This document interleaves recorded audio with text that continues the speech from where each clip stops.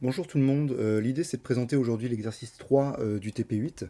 Donc c'est juste présenter le code, il n'y a pas de correction vraiment sur cette vidéo-là. L'idée c'est vraiment de comprendre un petit peu déjà le code existant et de voir un petit peu comment c'est structuré.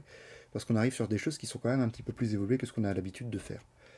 Et donc quand on ouvre l'archive, on se retrouve déjà avec 4 fichiers. Donc un makefile, 2 fichiers .c et un fichier .h. Alors là, on va se retrouver, on va être obligé de devoir compiler tous ces fichiers-là ensemble. Comment on peut faire? Il y a une première solution qui consisterait à faire GCC et puis tous les fichiers C ici qu'on pourrait mettre. Donc démo.pile.c, pile.c, et puis après créer notre exécutable. Voilà. Ça fonctionne. C'est très bien. L'inconvénient, c'est que avec deux fichiers, c'est pas trop grave, mais avec plein de fichiers, imaginez un projet logiciel immense comme je ne sais pas moi, Word, un éditeur de vidéo, enfin un jeu vidéo carrément, où là vous allez avoir plein de fichiers C et d'autres langages dans tous les sens. Avoir une seule ligne où vous allez mettre ici l'intégralité de vos fichiers C, et bah d'une part, ça va pas être facile à suivre, à maintenir, à lire, et d'autre part, en fait, ce qui fait que si vous modifiez un seul fichier, vous allez quand même demander à GCC de recompiler l'intégralité de tous les fichiers. Et donc ça, au lieu d'avoir une compilation qui pourrait prendre quelques minutes, vous allez arriver sur une compilation qui pourra prendre quelques heures. Donc pour éviter tout ça, on va éviter de faire le GCC comme on l'a fait ici. On va pouvoir d'ailleurs supprimer le fichier qui a été généré. Et à la place, on va travailler avec un makefile. Le makefile, c'est quoi? C'est un fichier qui va pouvoir contenir toutes les règles de compilation. Je ne fais pas de présentation plus détaillée que ça. Vous avez un tuto sur la partie dans la page Moodle du cours qui vous permet de comprendre euh, légèrement, si vous voulez, avec les trois premières pages, c'est quoi un makefile. Et puis si vous voulez aller plus en profondeur, je vous laisse lire l'intégralité du document. La seule chose qu'il y a à retenir avec un makefile, c'est que vous faites make pour compiler. Et ce qu'on peut voir, c'est que quand vous faites make, il a compilé vos fichiers pour à la fin générer votre fichier exécutable qui s'appelle ici démopile. Alors ce qu'on peut voir, c'est qu'il a généré aussi des fichiers intermédiaires.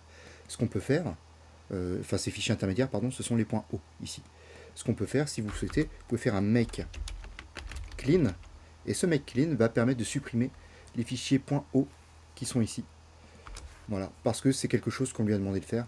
Voilà, encore une fois, je ne rentre pas dans le détail, mais sachez que en faisant make puis make clean, vous vous retrouvez avec votre exécutable, et uniquement votre exécutable en plus, qui arrive et que vous allez pouvoir exécuter de manière normale, c'est-à-dire slash démopile,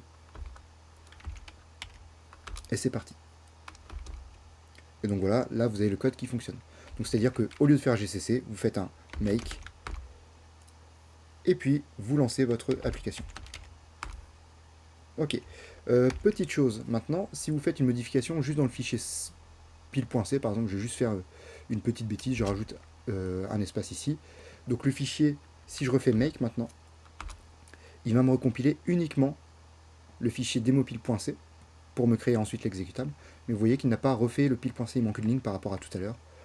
Il manque cette ligne-là, puisque en fait, l'avantage de make, c'est qu'il va ne compiler que ce qui a été modifié par rapport à la dernière fois que vous avez compilé.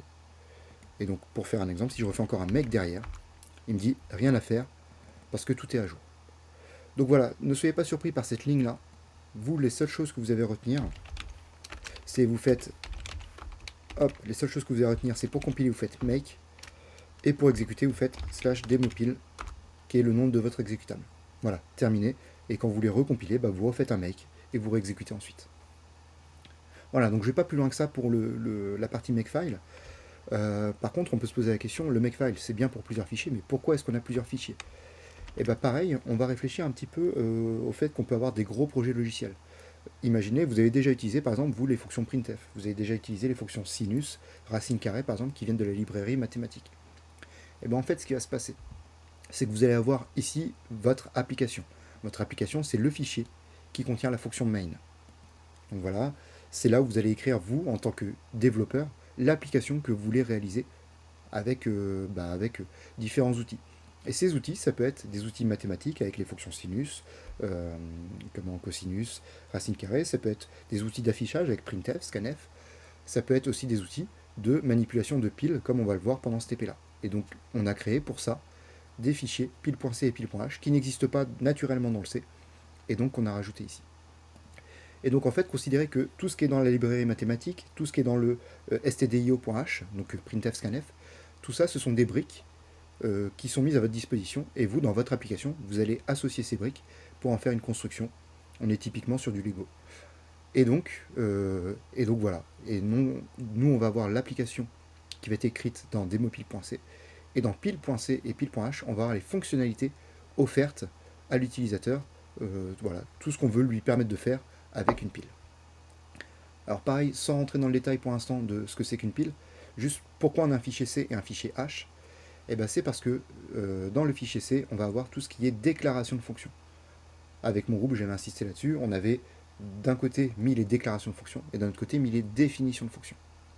Donc on a la déclaration, ce n'est pas le code, il y a juste un point virgule ici, et ça permet juste de savoir les paramètres d'entrée de la fonction, à savoir ce qu'elle prend comme argument, et le paramètre de retour de la fonction. Ça permet juste ça. Et par contre, la définition de fonction, là vous avez encore une fois la même signature qui est proposée là.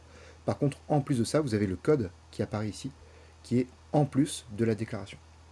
Donc en gros, à retenir, ici on a un fichier C qui va contenir les définitions de fonction et un .h qui va contenir les déclarations de fonction. Et pourquoi on a séparé les deux? Et ben c'est parce que dans mon application, je fais un diasinclude de pile.h. Donc mon main, quand je vais le compiler, quand je vais l'utiliser, il n'a pas besoin de connaître c'est quoi le code de ça, c'est quoi le contenu, les instructions. Il a juste besoin de savoir est-ce que je m'en sers correctement. Donc si je regarde afficher pile par exemple ici, afficher pile, je vais devoir lui fournir une pile comme argument, ce que je fais ici, et par contre en retour, visiblement j'ai rien, ce qui est le cas puisque c'est un void. Donc voilà, le .h il ne contient que les déclarations, ce qui permet de faire le diasinclude.h dans le fichier d'application derrière, et de pouvoir donc appeler ces fonctions, juste vérifier que je les appelle avec les bons arguments. Par contre, mon demopile.c, encore une fois, ici n'a pas besoin du code de la définition des fonctions, juste la déclaration lui suffit. Et donc c'est pour ça qu'en début de fichier C, vous avez plein de fichiers .h, c'est pour avoir ramené les prototypes de fonctions. Typiquement, allez, je n'avais pas prévu, mais j'insiste un petit peu. Si par exemple, je vais voir dans stdio.h ce qui se trouve, si je fais un petit CTRL F, on va retrouver par exemple la déclaration de la fonction printf, qui est ici. Donc voilà, le .h, le diasinclude.h permet de récupérer toutes les déclarations de fonctions et de vérifier que tout se passe bien. Donc pour résumer, quand vous avez un gros projet de logiciel, vous allez avoir un fichier qui va contenir le main. C'est d'ailleurs le seul fichier qui contient le main et c'est votre application. Et les autres fichiers, ce sont des fichiers avec des outils que vous mettez à disposition pour l'application derrière. Et donc ces outils mis à disposition, vous allez avoir les déclarations dans le .h et les définitions dans le .c. D'où notre pile.h et notre pile.c. Donc voilà, ça, on a posé un peu le contexte. Maintenant, on va essayer de comprendre un petit peu tout ce qui se passe dans ce programme-là. Alors avant d'entrer dans le programme, moi je vais juste aller voir ça, le tcellule qui est ici, ou qui est ici. C'est un cas un peu particulier. Enfin, c'est un cas particulier. Pas tout à fait, mais en tout cas, ça va être l'élément central de notre programme. Alors, ce qu'on peut voir, c'est que il s'appelle typedef struct scellule tcellule. C'est-à-dire que vous avez créé une structure, ici, on va revenir sur ce que c'est. Son nom, c'est ça. Mais comme vous avez un typedef devant, vous lui avez donné une nouvelle définition de type, un nouveau type. On appelle ça aussi un alias. Et donc, c'est-à-dire que votre structure qui est ici, vous pouvez l'appeler soit struct scellule, il faut bien les deux mots, comme on le voit ici d'ailleurs, soit vous pouvez l'appeler directement tcellule, comme on le voit ici. Et dans ce cas-là, vous n'avez pas besoin de mettre le struct devant. Donc voilà, une structure, une seule et même structure, mais deux manières différentes de l'appeler. Vous pouvez l'appeler soit comme ça indépendamment. Vous pouvez mélanger, même si ce n'est pas conseillé, vous pouvez mélanger les notations. Alors du coup, cette cellule c'est quoi? Cette structure c'est quoi? Donc on va commencer à faire des petits dessins déjà. Ce qu'on peut voir c'est que j'ai ça, double NB. Donc double NB, ça veut dire quoi? Ça veut dire que j'ai un nombre qui s'appelle NB, qui est de type double, donc je vais le marquer comme ça. Double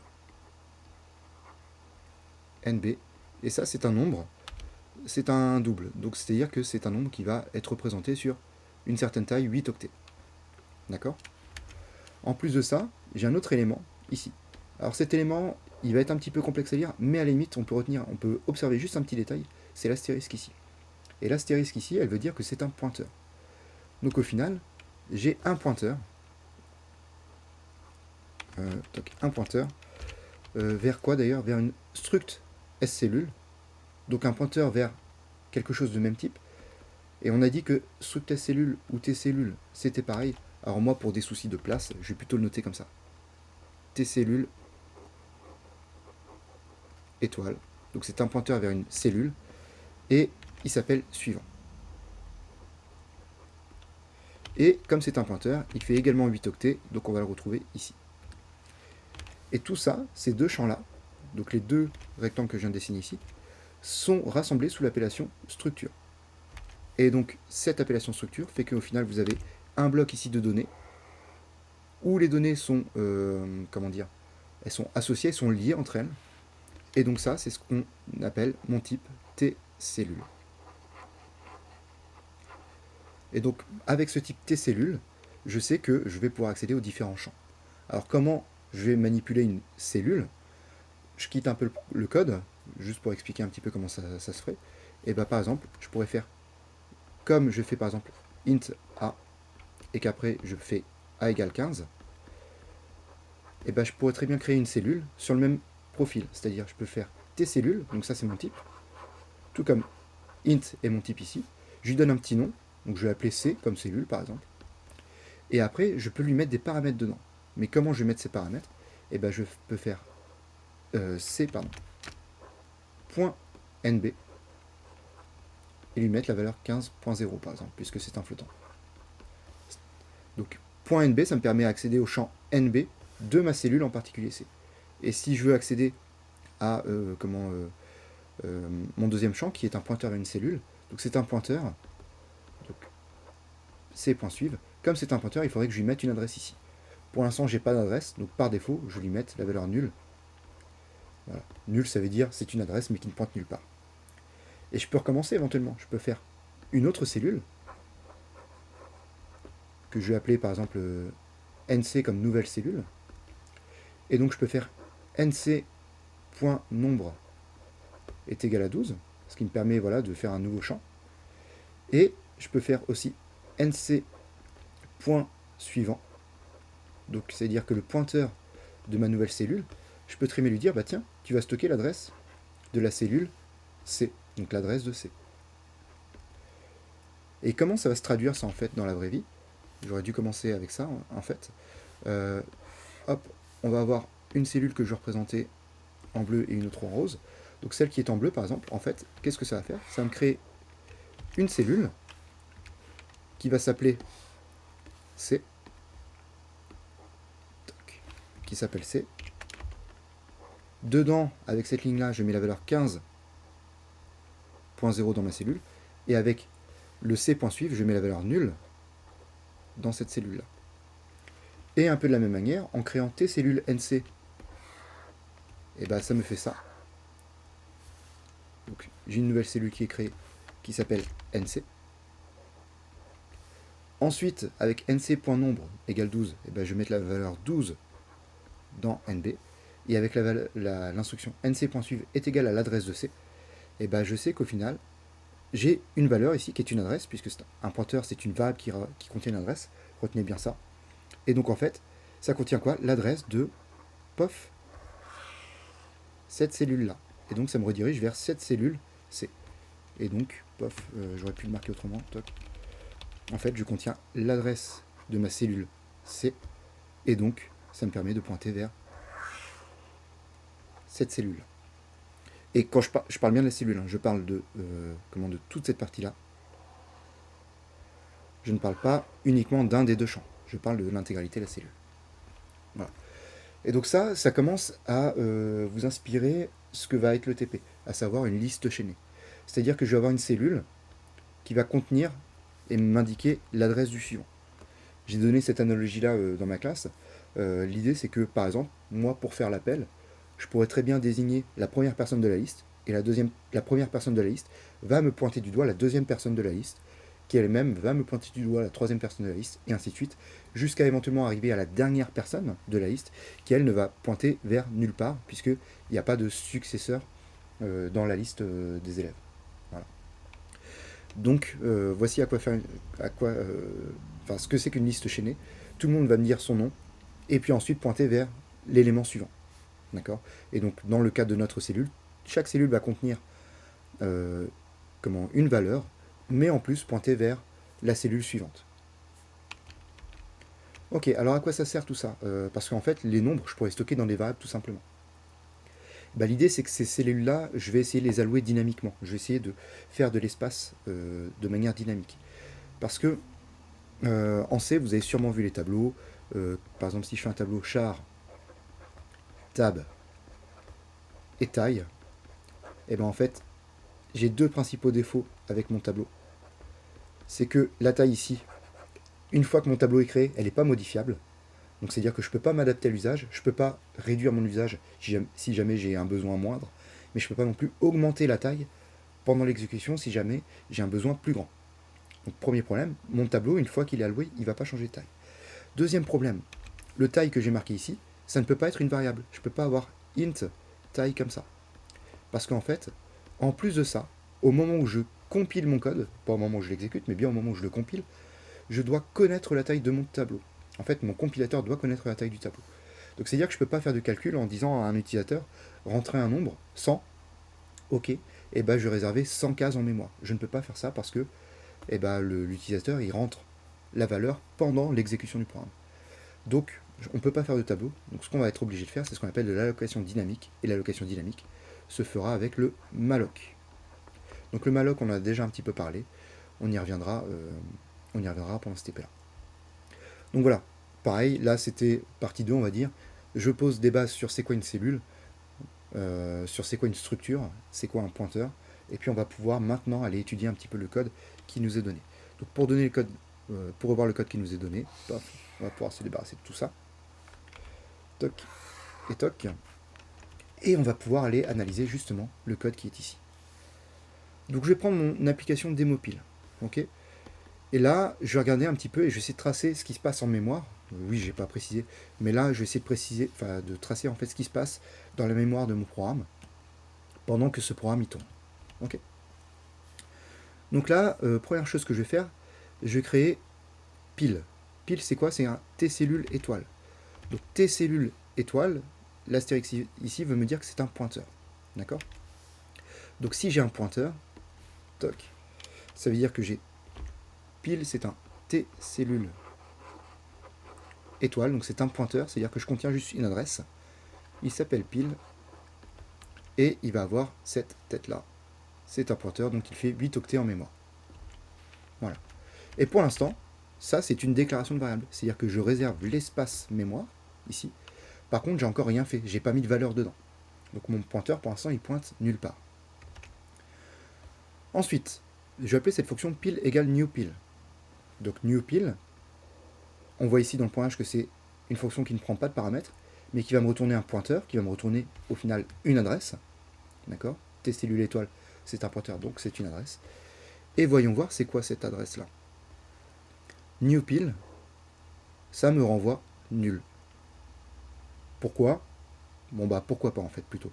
L'idée c'est que c'est une manière d'initialiser votre pointeur à une valeur qui n'est pas aléatoire. Parce que là pour l'instant quand je vous ai dit j'ai créé l'espace mémoire, j'ai une valeur quelconque là-dedans mais je ne sais pas ce que c'est. Et en fait avec l'instruction, je vais peut-être rajouter ça ici. Voilà. Avec l'instruction pile égale newPil, ce que je fais c'est que je viens mettre la valeur nulle dans ma fonction newPil va retourner la valeur nulle. Et donc j'écris la valeur nulle dans pile. Donc ça me permet de faire nul. C'est-à-dire qu'en l'état actuel, mon pointeur, il pointe nulle part.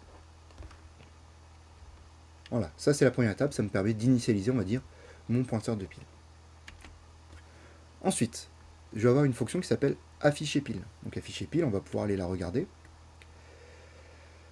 Afficher pile, on va la regarder plusieurs fois. Là, je vais faire la partie la plus simple. Donc, qu'est-ce que je fais? Afficher pile, je lui passe comme argument ma pile. Donc, je lui passe la valeur. Vous voyez qu'il prend un pointeur en entrée, donc une adresse en entrée. Donc, moi, la valeur que j'ai, c'est nul. Donc, je lui passe la valeur nulle en entrée de ma fonction. Ma fonction, qu'est-ce qu'elle va faire? Elle va me créer un nouveau pointeur. Donc, paf, comme c'est une nouvelle fonction, je vais prendre une nouvelle couleur. Ça me crée un nouveau pointeur qui s'appelle T-cellule étoile, donc c'est un pointeur également, qui s'appelle P, et qui est également sur 8 octets, puisque ça reste toujours un pointeur. Okay. Et à pointeur, qu'est-ce que je lui passe? Je lui passe la valeur de pile.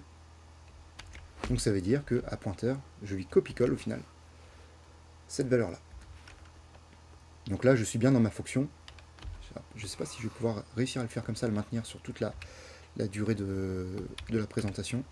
Mais là, en gros, on est dans la fonction main. Et là, on est dans la fonction afficher pile.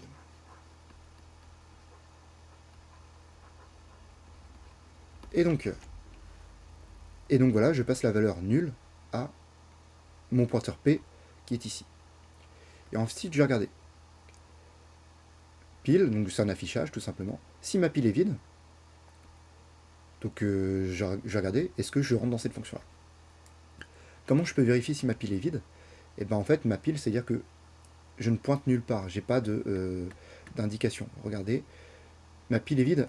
Ah oui, pardon, on arrive encore sur une notation un peu particulière. Alors attendez. Hop. Donc j'appelle la fonction epilevide. Ok, et je passe la valeur de P qui est ici. Donc ça veut dire que je rentre dans une nouvelle fonction que je vais appeler epilevide. Donc je vais regarder si ma pile est vide. Ok. Et qu'est-ce que je passe à ma fonction? Je passe la valeur de P qui pour l'instant est nulle. Et donc dans ma fonction epilevide, qu'est-ce que je vais regarder? Donc je récupère la valeur de P. Ok.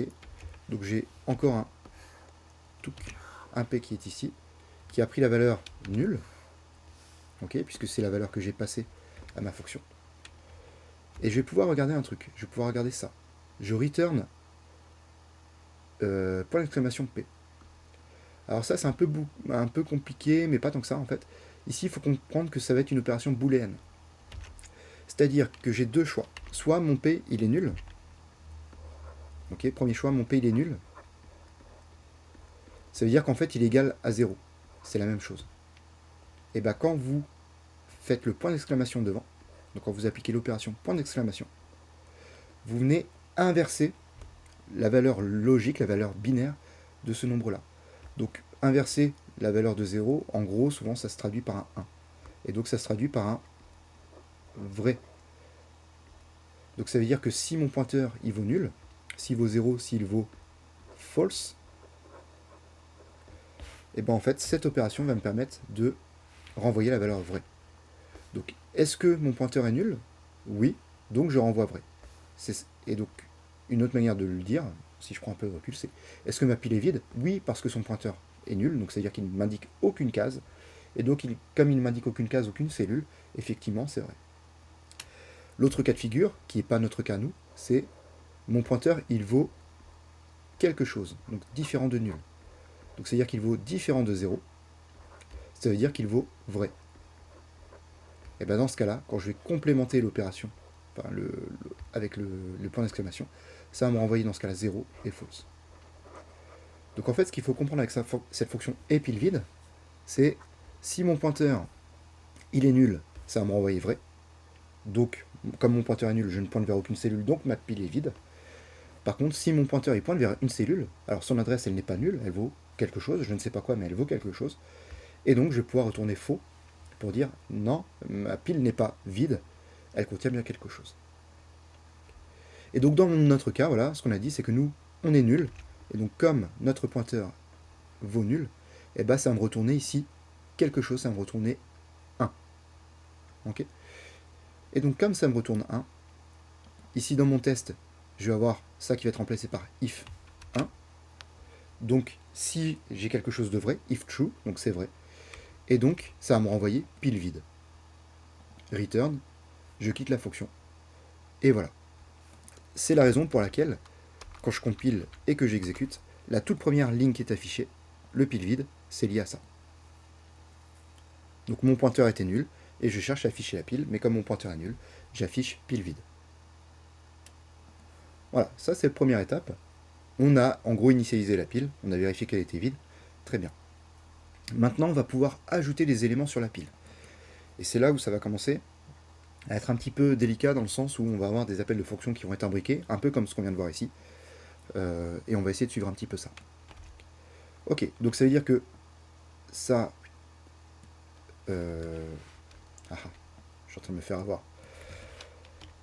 Donc ça, je vais le mettre de côté. Peut-être que j'y reviendrai plus tard. Ça aussi. Hop, je vérifie que je les ai là. Très bien. Ok. Et donc, je suis revenu dans mon main. Et donc, ici, je suis là. J'ai ma pile qui est vide à ce stade-là. Maintenant, je vais pouvoir insérer des éléments dans la pile. Alors, on va y voir c'est quoi la fonction insérer pile. La fonction insérer pile, toc, elle est où? Elle est là. La fonction insérer pile, comment elle fonctionne? Donc, je vais rentrer dans cette fonction-là déjà. Toc, pof. Insérer pile.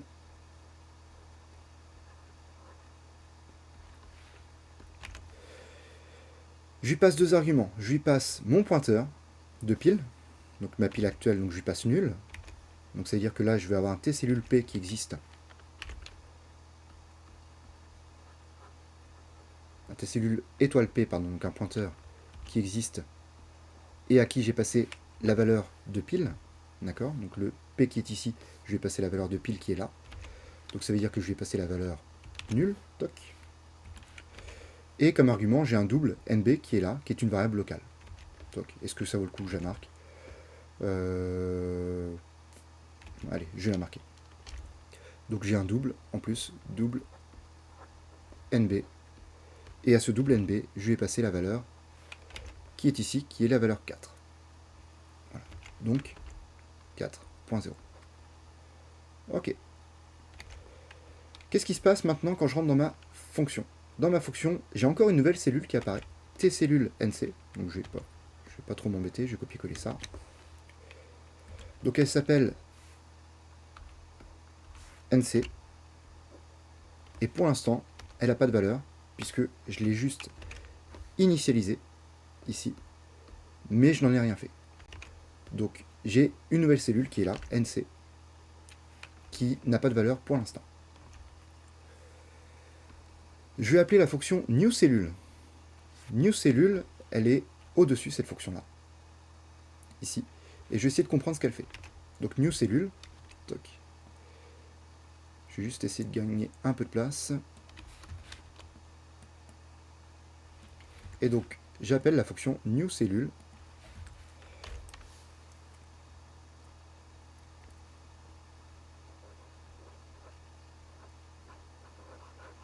Et cette fonction newCellule, du coup, elle prend un paramètre. C'est quoi? C'est double NB. Donc, je repasse un paramètre, double NB. Et comme c'est un double, ça prend 8 octets en mémoire. Toc, toc, toc. Et donc, vous voyez que dans ma fonction insérer pile, quand j'appelle la fonction newCellule, je lui passe la valeur NB qu'on m'a passé ici. Donc, en gros, je lui passe également la valeur 4. Toc, qui est copié-collé ici. Très bien. Et donc, que fait cette newCellule? Eh bien, elle me crée encore un pointeur de T-cellule. Donc c'est reparti, encore un pointeur de T-cellule, toc, qui est créé ici, toc, et qui s'appelle PC,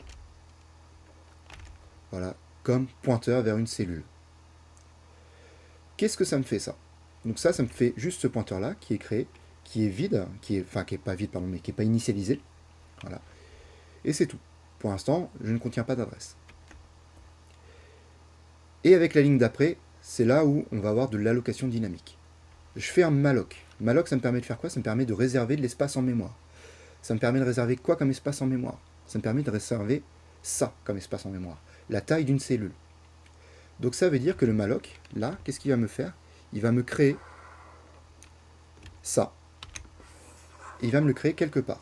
En mémoire, je ne sais pas où, mais il me le crée quelque part. Ok? Il me le crée.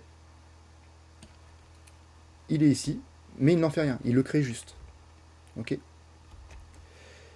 Donc le malloc, il me crée l'espace mémoire, mais en même temps, le malloc, il me renvoie un pointeur, il me renvoie l'adresse de ce qu'il vient de créer. C'est-à-dire que ça, il a créé quelque part en mémoire, il va me renvoyer son adresse.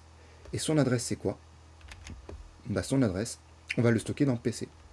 C'est-à-dire que PC, maintenant, il contient bien une valeur une valeur, j'ai pas l'adresse, hein, je ne connais pas la valeur exacte de l'adresse. Par contre, ce que je peux vous dire, c'est que ça pointe vers cette cellule-là. Donc ça veut dire que j'ai une variable qui appartient à ma fonction newCellule qui pointe vers une donnée que je viens de créer, d'allouer dynamiquement dans ma mémoire. Ok, ça c'est super. Et ensuite, ce que je peux faire, c'est initialiser les champs de la cellule. Donc cette fois-ci, on va utiliser la notation PC flèche NB et non pas PC.NB. Pourquoi? Parce que quand je faisais tout à l'heure PC.NB, PC point suivant, en fait c'est parce que c'était vraiment une cellule que j'avais créée. Mais là, PC c'est pas la cellule, PC c'est le pointeur vers la cellule. Donc en fait, vous faites PC et vous allez utiliser la notation flèche. En vrai, si vous utilisez VS Code, si vous mettez un point, il va facilement vous remplacer par un flèche s'il remarque que c'est un pointeur. Voilà. Et vous avez tous les outils de développement de code qui sont assez intelligents qui vont le faire à votre place. Donc considérez juste que la flèche, c'est quasiment comme le point, c'est la même chose, ça permet d'accéder au champ, sauf que la flèche est utilisée quand c'est un pointeur ici. Et à la limite, la notation que j'utilise, je ne l'ai pas fait exprès, mais en gros, le pointeur, je vous présente ça comme étant une flèche, et en fait, c'est pas très compliqué à suivre. PC flèche NB, ça permet de mettre une valeur. Donc PC flèche NB, ça me permet bien d'accéder à PC flèche NB, donc ça me permet d'accéder à cette case-là. Et dans cette case-là, qu'est-ce que je mets? Je mets la valeur de NB qu'on m'a passé en argument. Donc je mets la valeur de NB qui est ici, donc PC flèche NB. Et on arrive là. Et dans ma cellule, je peux faire pareil. PC flèche suivant. Donc PC flèche suivant. Et dedans, je mets la valeur nulle, puisque c'est celle qui est donnée ici. Et donc, comme ça, j'ai fait quoi? J'ai créé une cellule et j'ai pu initialiser cette cellule-là grâce à ma fonction newCellule. Ok, mais ça, qu'on soit bien d'accord, ma cellule, elle est pointée par PC, qui est une variable locale à ma fonction newCellule. Donc quand je vais quitter ma fonction newCellule, PC va disparaître. Donc qu'est-ce que je vais faire? Je retourne PC. PC, c'est une adresse, donc je renvoie la valeur, je renvoie l'adresse qui est stockée dans PC. Et je la renvoie à qui? Ici, comme j'ai fait un newCellule dans un crpil, je renvoie à NC. Donc en fait, qu'est-ce que ça fait? Ça fait que la valeur qui était là dans PC, comme je la return, je la renvoie à ma newCellule. Et comme newCellule, il contient la même valeur que pcellule, c'est-à-dire que newCellule aussi, il pointe vers ici. Donc il pointe vers la cellule qui a été allouée dynamiquement. Donc ça, mon return, il me permet de faire ça, il me permet de renvoyer la valeur de PC qui est là, au final, dans NC. Donc ça, c'est ce que je viens de vous montrer ici. Et pourquoi on fait ça? Parce que quand on quitte la fonction newCellule, qu'est-ce qui se passe? On quitte et on perd toutes les données qui ont été gérées par newCellule. Et donc voilà, ça nous permet d'avoir créé une cellule et de l'avoir remplie et d'avoir récupéré l'adresse de cette cellule qui a été remplie. Donc voilà, la fonction newCellule permet de créer une nouvelle cellule, de l'initialiser et de renvoyer l'adresse. Après, on n'a pas fini avec un crpil. Avec un crpil, voilà, nous, du coup, on est content parce qu'on a récupéré cette nouvelle cellule. Maintenant, la question, c'est qu'est-ce qu'on en fait? Alors, je vais réécrire un petit peu le code de manière un poil plus lisible, parce que je préfère. Et on va observer ça. Est-ce que ma pile est vide? Tout à l'heure, nous, on avait vu que notre pile était vide, parce que on regarde le pointeur P qui est ici, dans ma fonction crpil, il est bien nul. Donc ma pile, elle est bien vide. Ok. Et comme ma pile, elle est vide, qu'est-ce que je fais? Je return NC. Et je m'arrête là. Je ne vais rien faire d'autre. Donc return NC, c'est dire quoi? C'est-à-dire que je vais prendre la valeur qui est dans NC, et je vais pouvoir la rendre à ma fonction appelante. Alors ma fonction appelante, c'est quoi? Rappelez-vous, insertPile. Si j'appelle la fonction insertPile, qui est ici, et que je return NC, c'est-à-dire qu'au final, cette valeur-là, toute cette partie-là, va être remplacée par l'adresse qui est contenue dans NC. Et donc, ça veut dire que la valeur qui est contenue dans NC, je mets ça dans pile. Et donc, si je reprends mon schéma, c'est-à-dire que la valeur qui est dans NC ici, je vais pouvoir la dupliquer et l'écrire dans pile ici. Ça veut dire maintenant quoi? C'est-à-dire que mon pointeur pile, il n'est pas nul, il n'est plus nul, c'est-à-dire qu'il ne pointe plus vers rien, il pointe vers l'adresse qui était stockée dans NC. Et donc, lui aussi se met à pointer vers cette adresse-là, vers cette cellule-là. Et donc voilà. Et comme je quitte ma fonction insertPile, qu'est-ce qui se passe? Toute cette partie-là, elle disparaît parce que ce sont des variables locales à ma fonction pile. Et donc je me retrouve dans mon main avec cette fois-ci ma pile, donc mon pointeur pile qui appartient bien à mon main, qui pointe vers la nouvelle cellule qui a été créée. Voilà. Donc ça me permet d'insérer une cellule sur ma pile. Donc ça, c'est pas mal, on va dire. Toc. Je vais juste réorganiser un petit peu mon affichage. Et donc j'ai pile pour l'instant qui pointe vers cette cellule-là. Ok, super. Maintenant, qu'est-ce qu'on fait? Je vais faire la même chose avec insérer un nouvel élément sur la pile. Alors je vais aller un petit peu plus vite sur les schémas. Qu'est-ce qui se passe? Insérer pile. Insérer pile. Est-ce qu'il faut vraiment que j'aille plus vite? Je suis pas sûr.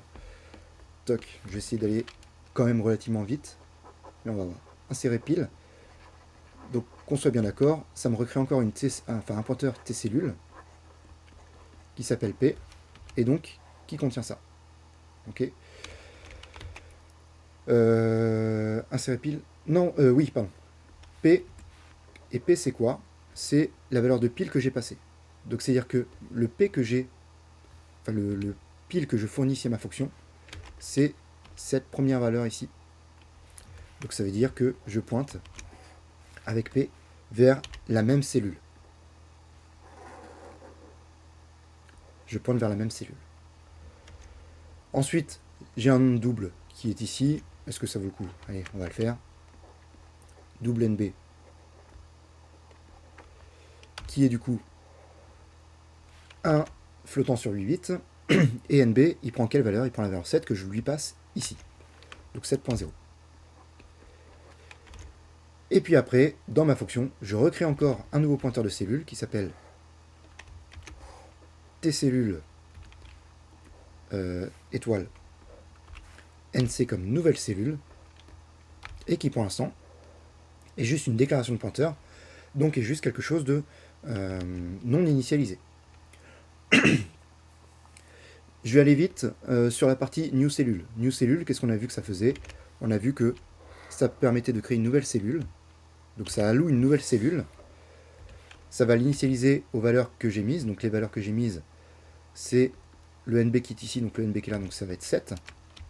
Donc ça va mettre 7 là-dedans. Ça va mettre nul dans le p.suive, enfin pc.suive. Donc ça met nul là-dedans. Et ça renvoie au final la valeur, l'adresse de la cellule dans NC. Donc l'adresse de la cellule dans NC. Donc là, j'ai une nouvelle cellule qui est ici et j'ai son adresse. Je vais essayer de faire des vagues un peu différentes pour montrer que c'est pas la même adresse que celle qui est là. Ok, donc new cellule m'a permis de créer sur le tas encore une nouvelle cellule du coup, initialiser les champs et ça me retourne son adresse. Maintenant, qu'est-ce qui se passe? Est-ce que ma pile est vide? Non, on n'est pas dans le cas précédent. Donc comme ma pile n'est pas vide, je n'exécute pas cette partie-là de code. Alors qu'est-ce que je vais faire? Je vais faire ça. NC point suivant égale P. Donc NC, c'est cette cellule-là. Point suivant, NC flèche suivant, pardon d'ailleurs. Donc NC flèche suivant, ici. Donc c'est-à-dire que c'est cette valeur-là que je vais aller modifier. Donc cette valeur-là, je la modifie. Et je dis que c'est égal à quoi? Je dis que c'est égal à ce qu'il y a dans P. Donc ça veut dire que, toc, ça je le prends là. NC flèche suivant, c'est ici. Donc c'est-à-dire que ma nouvelle cellule, je reprends encore une couleur, ma nouvelle cellule, elle pointe, elle, vers ici. Donc on a 3 pointeurs qui pointent vers le même endroit. Ok, à quoi ça sert? En fait, on va le voir par la suite. Là, du coup, ma nouvelle cellule, point suivant, ça pointe vers P. Donc en gros, ce que je viens de dire, c'est ma cellule, je viens de l'insérer au tout départ. Et après, je retourne NC. Donc je retourne l'adresse de ma nouvelle cellule. D'accord? Sauf que cette nouvelle cellule, je la renvoie où? Et bien cette nouvelle cellule, la valeur NC, je vais venir, en gros, comme tout à l'heure, ça revient à faire pile égale l'adresse de ma nouvelle cellule. Donc en fait, je vais venir modifier la valeur de pile. Ok? Donc ça veut dire quoi? C'est-à-dire que pile, il ne pointe plus ici. Ça c'est fini. Mais pile à la place, il va pointer où? Il va pointer vers cette nouvelle cellule. Paf, je vais essayer de faire un petit détour par là. Il pointe vers cette nouvelle cellule. Et à quoi ça sert ça? Pourquoi est-ce qu'on le fait pointer vers cette nouvelle cellule? Et ben c'est parce que quand je quitte ma fonction, encore une fois, et ben tout ce qui appartient à ma fonction, donc mon P ici, mon NC ici, disparaissent. Donc c'est-à-dire que mon P là disparaît, et comme mon P disparaît, et ben ce pointeur là disparaît, le double disparaît, et également mon NC disparaît. Et donc je me retrouve maintenant avec bien ma pile qui pointe vers le premier élément, enfin l'élément que je viens de rajouter, pardon, et puis vers l'élément final. Et en fait, vous allez vite comprendre que ben, si j'essaie de faire ça, ça j'aurais pas dû, c'est pas grave, on va refaire. En fait, ce qui se passe, c'est que chaque cellule que j'ajoute, insérée, et ben, va se mettre à pointer vers les cellules qui sont déjà existantes. Et dans mon main, du coup, j'ai pile qui pointe vers toujours paf, la nouvelle cellule ajoutée.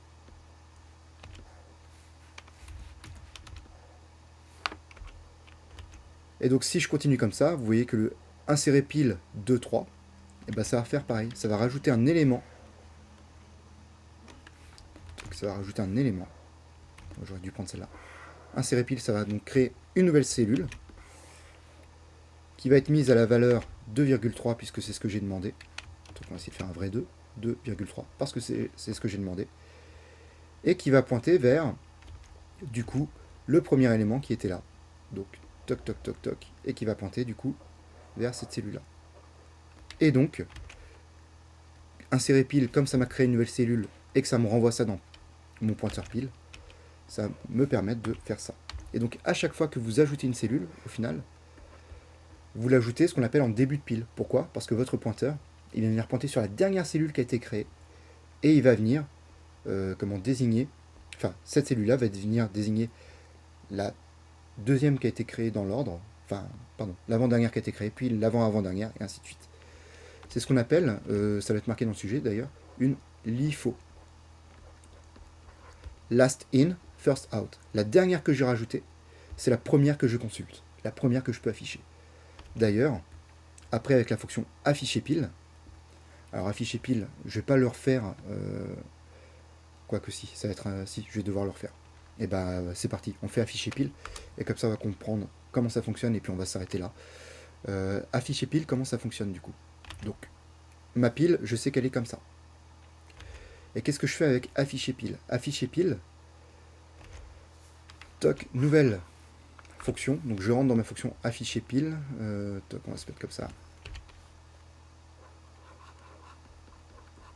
Afficher pile, qu'est-ce que ça prend comme paramètre? Ça prend un pointeur T cellule étoile qui s'appelle pile également. Mais qu'on soit bien d'accord, c'est pas le même. Enfin, c'est pas le même. C'est une variable locale propre à ma fonction. D'accord? À ma fonction afficher pile. C'est d'ailleurs pour ça que j'ai un certain code couleur. Alors, le truc c'est que quand j'appelle ma fonction, je lui passe bien la valeur pile de mon main. Ok? Et donc cette valeur là, je la passe bien à la variable pile qui est une variable locale à afficher pile. Okay. Ensuite, qu'est-ce que je fais? Je crée un nouveau pointeur encore, que j'appelle P. Et ce nouveau pointeur que j'appelle P ici, je le mets à la valeur de pile ma variable locale. Donc c'est-à-dire que je refais encore ça. Je refais encore ça. Ok. Donc ce que ça veut dire, j'ai oublié de remettre les flèches, ce que ça veut dire, c'est qu'on a bien ce pointeur-là qui pointe vers le début de pile, et ce pointeur-là aussi maintenant, qui pointe également vers le début de pile. Les trois pointeurs, ici, pointent vers la même cellule. Le pile de ma fonction main, le pile de ma fonction afficher pile, et le P de ma fonction afficher pile. Les trois pointent vers la même cellule. Alors pourquoi on a fait ça? Eh bien parce que je vais faire printf pile. Donc j'affiche le pile qui est, hop, ici. Ma pile n'est pas vide. Pourquoi elle n'est pas vide? Parce que P, il contient une adresse, donc il est différent de nul. Et différent de nul, ça veut dire différent de 0, c'est-à-dire différent de false. Qu'est-ce que je suis en train de dire? Il vaut pas nul, c'est ça. Hop, je suis en train de dire. Il vaut pas nul. Donc ça veut dire qu'il ne vaut pas 0, c'est-à-dire qu'il ne vaut pas false, et donc ma fonction va pouvoir me renvoyer le fait que ma pile est bien vide. Ok, ça c'est bien. Donc comme ma pile n'est pas vide, je vais pouvoir faire un do while. Le do while, qu'est-ce que je vais faire? Vous voyez que le do while, on va utiliser P et uniquement P, ce qui va permettre de pouvoir naviguer. Le P, il me sert à quoi? Ici, je suis un printf de P flèche NB. Donc P, c'est mon pointeur là. Flèche, ici j'arrive dans cette cellule là. NB, je suis ici. Donc ça me permet d'afficher le 2,3 qu'on voit ici. Et ensuite, je fais P est égal à P flèche suivant.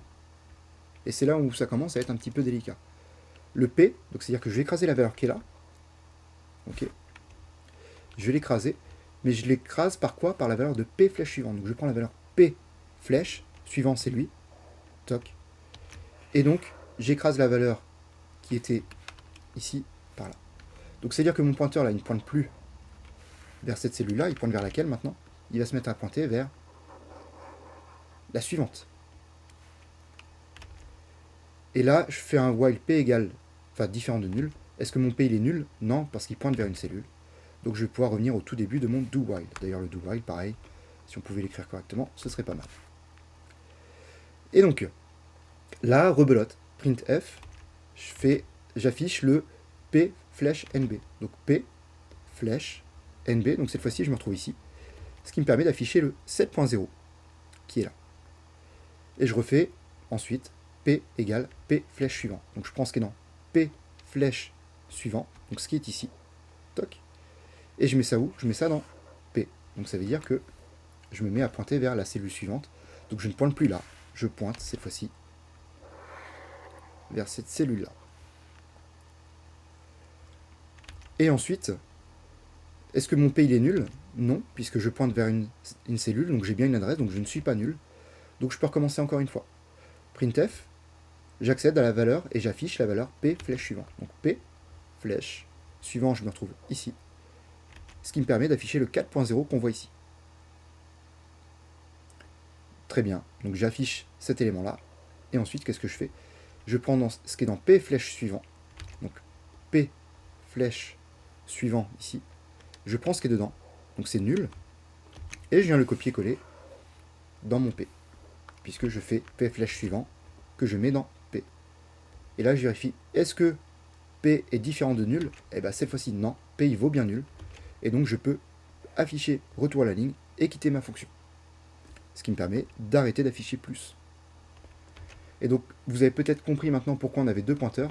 Il y en a un qui va toujours pointer vers le début de pile, et puis un autre qui va voyager d'élément en élément, qui va parcourir la pile. Et c'est pour ça que tout à l'heure, je vous ai parlé de l'IFO. Si vous regardez bien, last in, first out, le dernier élément que j'ai rajouté, le 2,3, c'est le premier à sortir.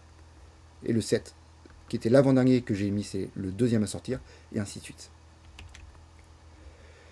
Et donc voilà. C'est pour ça qu'on a deux pointeurs. Alors pourquoi j'aurais pas pu utiliser juste P? Alors dans ce cas-là, ça s'y prête pas trop, mais en fait, ça peut vous arriver dans le cadre de développement suivant. C'est que si vous avez un pointeur qui voyage, mais que vous n'avez pas de pointeur vers la tête de pile, vous n'avez aucun moyen de revenir en arrière et de retrouver le début de pile. Donc c'est pour cette raison qu'on va toujours travailler avec, souvent en anglais on l'appelle head, comme tête de pile, et puis on va avoir C comme current, ou P comme pointeur, qui va se déplacer éventuellement petit à petit. Donc voilà, on arrive ici à gérer la partie, insérée, donc avec une partie d'allocation dynamique, je vais ajouter des éléments sur la pile, dans ma pile, pardon, et les éléments que j'ajoute, de la manière dont c'est fait actuellement, ils sont insérés en début de pile. Voilà, c'est juste une explication de texte. Pour le reste, les autres fonctions, je crois pas qu'il y en ait ici d'ailleurs, new cellule. Non, voilà, il n'y a pas d'autres fonctions qui sont faites ici dans ce code-là. Le reste, c'est à vous de le développer dans l'exercice. Donc il y a notamment le fait de éventuellement dépiler, c'est-à-dire enlever de la pile. Donc ça veut dire qu'il faudrait supprimer l'élément de la pile. Vous allez voir que l'élément qu'on va supprimer, c'est celui qu'on appelle en sommet de pile. Donc le dernier élément ajouté, encore une fois, l'IFO, last in, first out. Et puis insérer fin pile, ce serait une autre fonction qu'on utiliserait pour cette fois-ci ne pas insérer en début de pile comme c'est fait de manière automatique, mais plutôt insérer à la fin. Voilà. Donc ça, je vous laisse regarder ça par vous-même.